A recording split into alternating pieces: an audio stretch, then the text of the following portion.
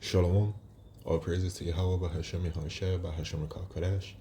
Double honors unto the apostles and elders of GMS, or the true leaders of Israel today, and salutations to all the Akim who do this work in truth and sincerity, who are risking their lives and their freedom to do so, as well as the scattered Israelites who come to collect the heathen, but are not, by way of their forefathers' seeds, or Israelite men. The true name of the Most High is Yahweh, and his son's name is Yahushua. And the Lord's for the chosen people are the so-called Negroes, Latinos, and Native Americans, as they are the ones who suffer under the curses in the book of Deuteronomy. My name is Yakala, and I'm from the GMS Jamaica Kingston Camp. And this video is about faith in Yahweh Shemeshai. Alright. We're heading into very dire and tumultuous times, which the scriptures call the time of Jacob's trouble. And Jacob's trouble is going to be a test for all of us, because in Jacob's trouble, we will be faced with the hour of temptation, which is the mark of the beast, when it is made mandatory worldwide, and that mark of the beast is a microchip. We will also be facing Esau, Edom, the so-called white man, the rulers of this kingdom today, coming for us. Those of us that believe sincerely in Yahweh Shemeshai and trust and best believe that they do have all of their records and all of their information on all those that do believe, and especially those that believe in the correct doctrine. The same way that you see it in the movies and television shows, when they gather together and they have all of that information gathered together in one space and they talk about it. Yeah, it's very much the same thing. All right. The famine will also be here at that point in time. And as the Lord says that he will bring plagues upon the world, the sword, famine, death, and destruction. So it's going to be a very awful time for us. And, faith is going to be the number one thing. Faith in Yahweh Shemeshai, because you will not have anything else. You won't have any carnal means to get by the days that are coming. Even with the microchip, you won't be able to participate in society. You won't be able to get food, etc. without it. Okay, so the faith is going to have to be on a completely different level than it is even now. And truthfully, that is something that will have to be given onto us, or you, by Yahweh Shemeshai. Okay? And before we head into those days, we're tested every single day. And there's no test that should appear too small to us. Okay? And I say us because I'm referring to all of the individuals that believe sincerely in Yahweh Shemeshai. It is an address to all of us, starting with myself. There's no test that is too small. And we're tested every single day in all kinds of different ways. And it is a part of our job as spiritual men to be able to identify these tests. Something that would seem as simple as, I don't know, you perhaps are in certain financial woes, and the curses in the book of Haggai hit you where you're already in financial woes, but then you lose more money out of nowhere. It could literally be misplaced. I know you're in more dire straits. I know you're stressed, you're worried, you're feeling some type of way. But you must believe that Yahweh Shemeshai will take care of all things. Okay? This is Proverbs chapter 3 and verse 5. Trust in the Lord with all thine heart, and lean not unto thine own understanding. In all thy ways acknowledge him, and he shall direct thy paths. So, when it is that you're in any kind of situation that seems,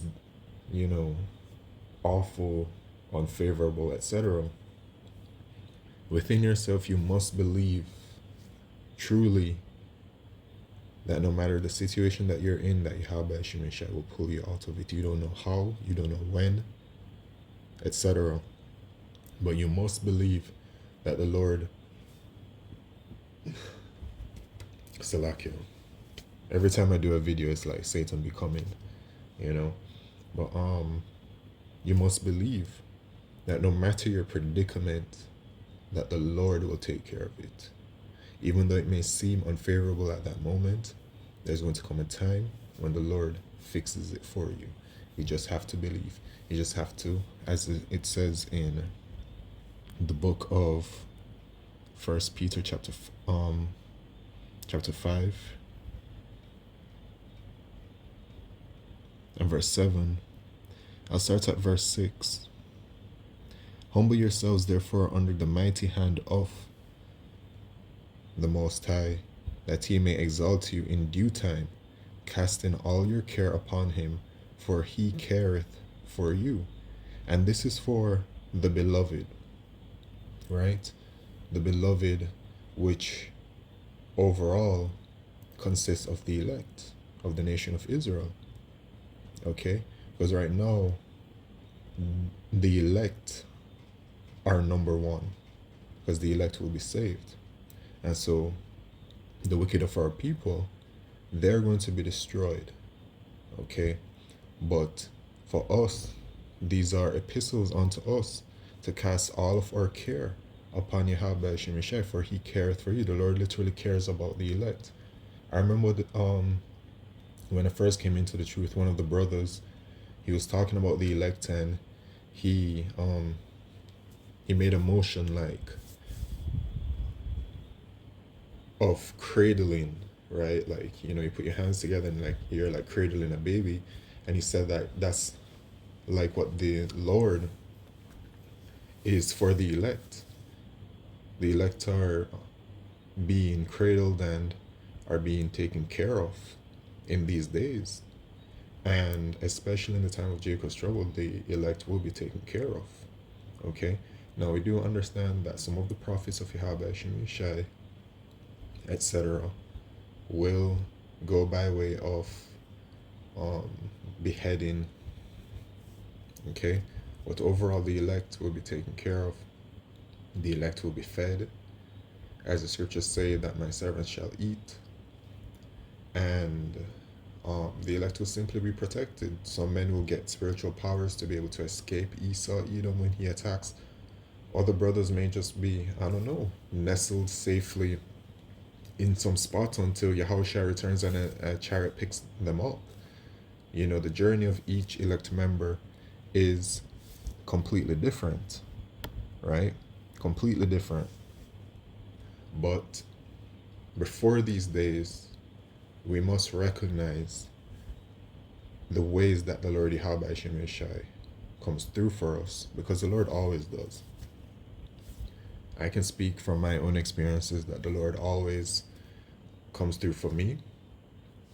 And some people may think or say that, oh, you know, whatever. But I can truly say that from my experiences, that the Lord does come through for me every single time. Every single time. And you know, that is the way that the Lord shows you that they, Yahweh, Yahushai, are with you, you know, and you're able to see this with a spiritual eye. All right, I'm back. And so let me go to the next precept. You know, there are distractions about that try to stop, you know, this word, but you must push through. Okay? Just as you must push through with all things. You know, we that claim that we believe, we are not allowed to be like the unbelieving Israelites out there that, you know, in the scriptures, in Ecclesiastes chapter 12, it says that they that look out of the windows, it be darkened. They are the ones that will be of no hope and of no faith, when it is that, we're in the time of Jacob's trouble. And so that lack of faith is what's going to lead them to take the microchip and then to be destroyed. Okay? But we are not like them, right? We will have faith in Yahweh Shimon Shai, right? And this is Psalms chapter 55 and verse 22.